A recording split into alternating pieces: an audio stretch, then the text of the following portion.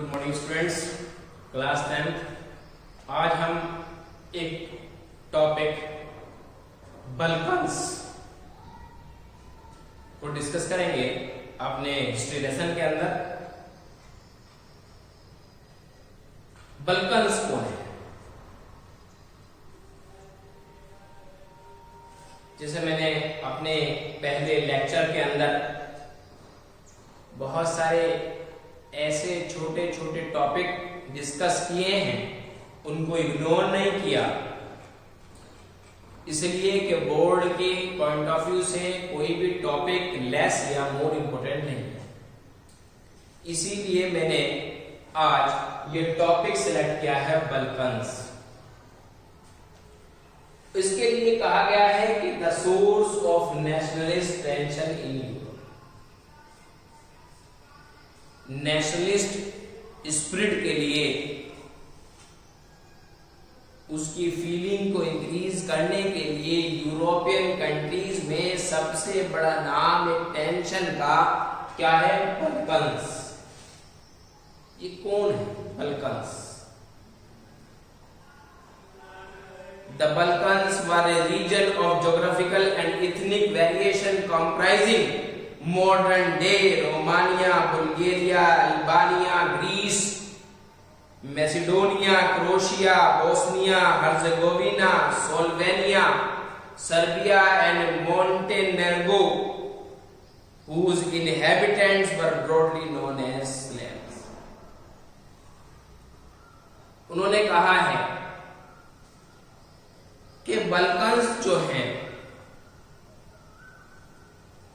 वो एक geographical reason के वो इथनिक मॉडर्नाइज पीपल हैं जो रोमानिया में रहते हैं, बुल्गारिया में रहते हैं, अल्बानिया में रहते हैं। बहुत सारे डिफरेंट नेम्स अलग अलग प्लेसेस के यहां पर मेंशन किए गए, जो मैंने आपके सामने बताया। और उन्हीं के ग्रुप को हम स्लेव्स भी कहते हैं, SLAVS, स्लेव्स। जिन पर्सन्स को इन एरियाज के, इन रीजन्स के नेशनलिस्ट की फीलिंग की हैबिट हो गई, उनको स्लेव्स भी कह दिया।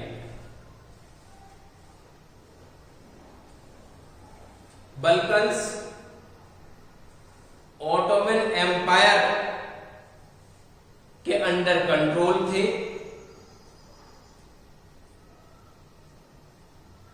और जो पहले से इन रीजन्स में रूलिंग सिस्टम चले आ रहा था, उस पर उनका कॉन्फ्लिक्ट था। वो उस तरह से अपनी नेशनलिज्म होने की, नेशनलिस्ट होने की स्पिरिट को नहीं मानते थे, जिस तरीके से वहां के रीजन्स में रूलिंग होती थी। वो कहते थे कि हमारा जो कॉन्फ्लिक्ट है वो नेशनलिज्म की फीलिंग के ऊपर है।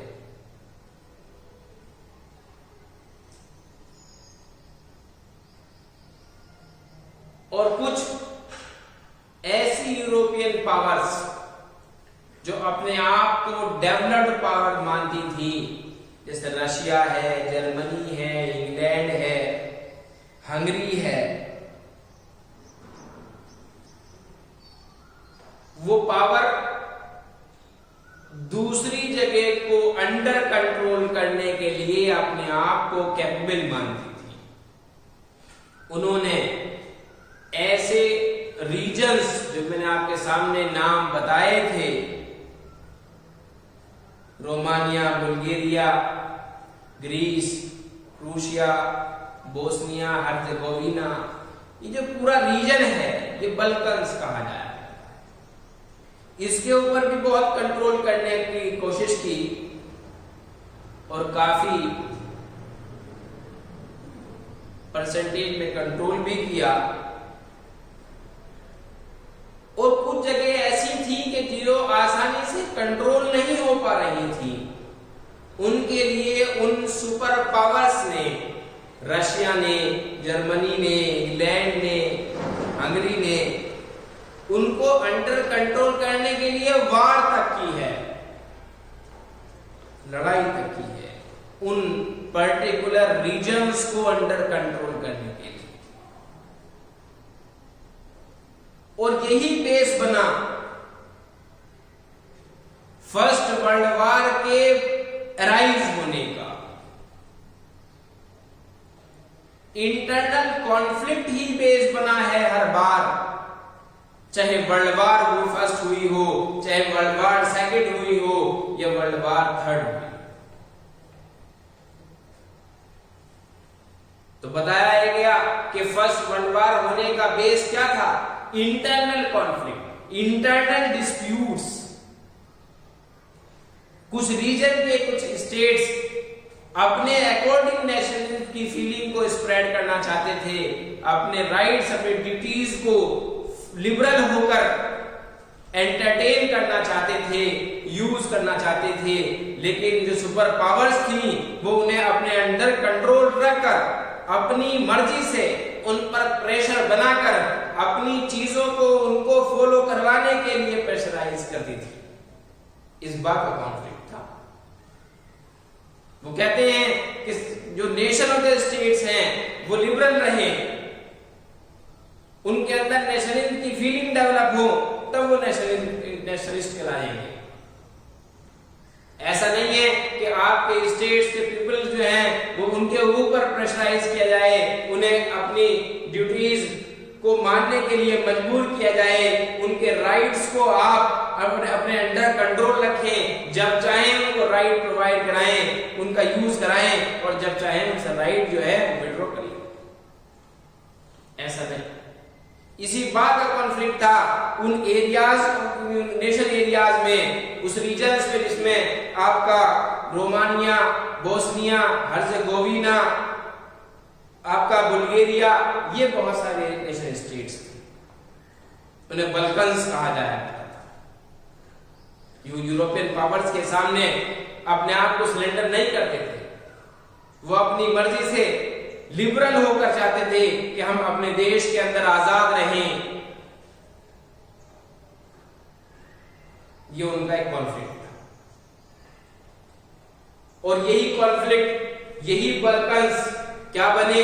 यूरोपियन कंट्री के अंदर नेशनलिज्म के डेवलप होने की टेंशन बने, क्योंकि रूलिंग जो पार्टी थी, जो राइल कर रहे थे, वो नहीं चाहते थे कि कोई भी नेशन स्टेट के जो पीपल्स हैं वो हमारे अगेंस्ट जाएं, हमारे ऑर्डर्स को नलिफाई कर दें, उन्हें इग्नोर करें, वो ये नहीं चाहते। इसलिए बल्कन्स ने Bosnia, Herzegovina, Bulgaria, Romania, Greece, इन नेशन स्टेट्स के लोगों ने जब एक रिवोल्ट किया अपने नेशनलिज्म की फीलिंग को डेवलप करने का, तो उनको बल्कन्स कहा जाए। आपके सामने मैंने एक बहुत छोटा सा टॉपिक, कभी कभी बोर्ड के पेपर में, एग्जामिनेशन पेपर के अंदर आता है कोई query, define the term Balkans, who are Balkans. इसे आप एमसीक्यू के अंदर भी क्वेश्चन बना सकते हैं, इसी को आप फिल इन द ब्लैंक्स का क्वेश्चन बना सकते हैं, इसी को आप वन वर्ड का क्वेश्चन बना सकते हैं। आप किसी भी तरह से इस क्वेश्चन को बना सकते हैं। इनके कॉन्फ्लिक्ट क्या था उसको भी क्वेश्चन बना सकते हैं।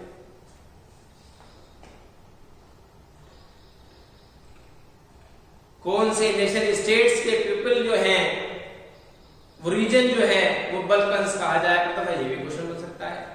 बल्कन्स का यूरोपियन पावर्स के साथ,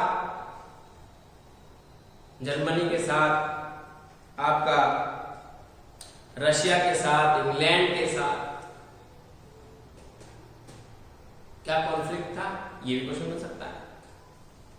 बहुत सारे क्वेश्चन बन सकते हैं अगर आप चाहें। क्वेश्चन ऐसे बनाइएगा जैसे पेपर सेटर, पेपर बनाने वाला उस साइकोलॉजी को पहुंचकर पेपर बनाता है जहां पर बच्चा सोच सकता है लास्ट तक। इसलिए बच्चे को भी अगर कोई क्वेश्चन बनाना है तो एग्जामिनर की या पेपर सेटर की साइकोलॉजी कहां तक पहुंच सकती है उसको सोचकर बनाना चाहिए। तो आपके सामने ये छोटा सा टॉपिक बल्कन्स ये मैंने डिस्कस किया है। आप इस वीडियो को मेरी बहुत कंसंट्रेशन से सुनिए और कंसंट्रेट होकर मेरे उन वर्डिंग को जो मैंने अपने लेक्चर के अंदर यूज किए हैं उनको फोकस कीजिए, उनको बड़े ध्यान से रखिए, अपने माइंड के अंदर स्टोर करिए और तब आप क्वेरी करिए, क्वेश्चंस को प्रिपेयर करिए कि बल्कन्स के टॉपिक से रिलेटेड। नेक्स्ट लेक्चर में मैं आपको अपने अलग अलग कंसेप्ट से इंफॉर्मेशन प्रोवाइड होगी आपको इंफॉर्मेशन। जैसे एक छोटा टॉपिक बल्कन था, इससे पहले भी कोई 2-3 इस लेसन के अंदर छोटे टॉपिक्स आए हैं जिनको मैंने इंपॉर्टेंट मानकर उनको डिस्कस कराया है। इसलिए आप भी इसे बोर्ड के पॉइंट ऑफ व्यू से इंपॉर्टेंट मानकर इसकी वीडियो को कंसंट्रेटली देखिए। Thank you.